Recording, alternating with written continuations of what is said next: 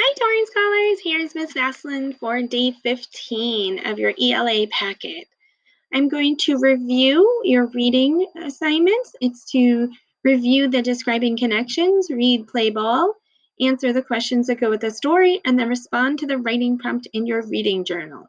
Remember, you can read the story before watching the video, or you can pause here and then read the story and then read it along with me, or listen to me read it to you. Okay? So when we do our describing connections, we want to think of ways that events and ideas can connect in different ways. Okay? So this is how I better understand a story when I can connect it to something else going on. So today's story is called Play Ball, a very old game. Long ago, people in Mexico and Central America liked exciting ball games. They made up a ball game thousands of years ago. It was called poke to poke. It was a little like basketball and a little like soccer. Two teams played against each other. They played outside on a ball court. The court was shaped like a capital letter I. It had tall stone walls on each side. I have a ball and a high hoop. Poke to poke was hard to play. The rubber ball was heavy. The court had two hoops like a basketball court, but the hoops were made of stone. The hoop was 20 feet high. That is as tall as a giraffe. No hands or feet. The rules also made poke to poke hard to play. Players could not kick the ball. They could not throw the ball. So players needed other moves to get the ball in the hoop. Players bumped the ball with their hips. They used their knees. They had to keep trying. The games were long. Some games lasted for days. The team that got the ball through the hoop the most times won. So now that I just reviewed describing connections, I'm going to put a check there. I also read our story, Play Ball, so I'm going to put a check there. And now we're going to answer the questions that go with the story. So remember, I'm only going to model the first question, even though there's two questions on this page. And then I'm going to just to remind you how we find our information in a text. So it says, what game does the picture show? Well, I know that it said it was called poke to poke. So I'm going to underline that. And then it said and then I noticed that that is one of my answers, poke to poke. So that is what I'm going to underline. And then now I'm just going to read the questions for the other questions. Why did people long ago make up poke to poke?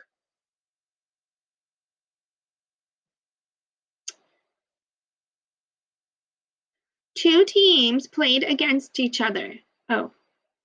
They played outside on a ball court. The court was shaped like a capital letter I. It had tall stone walls on each side.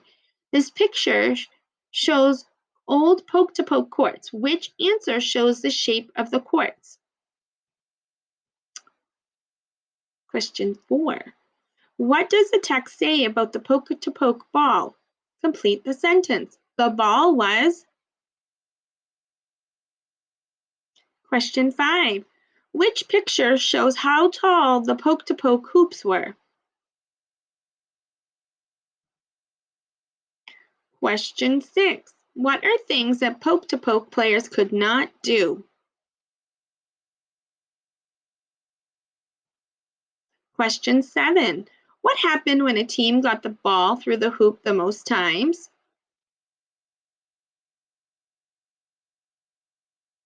Question 8. Poke-to-poke had many rules. The rules lasted a long time. How are these ideas connected? Remember, if you need more time in the questions, you can always pause the video. So now that we've answered the question that go with the story, I'm going to put a check there. And now we're going to respond to the writing prompt in your reading journal. So this is what it looks like. And you just read play ball. In the story, the author said that poke to poke is like basketball and soccer. How is poke to poke like those two games? Notice it's showing you two different stems.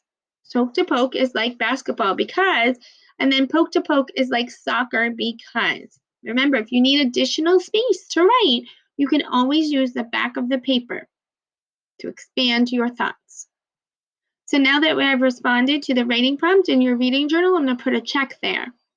And I'm going to move on to our rating assignments. So your rating assignments are to choose a prompt from the calendar and then draw a picture and write your response. So let's go on over. So I think I'm going to pick for today. Remember, you can pick whatever, and you may have already picked this for one of your prompts. If you remember to keep track by coloring what you pick so you know that you're not picking the same one over and over. We only want to pick it once. So I'm going to pick, if you fell from the sky with a parachute, where would you hope to land and why? I already know where I'd want to land, and I already know why.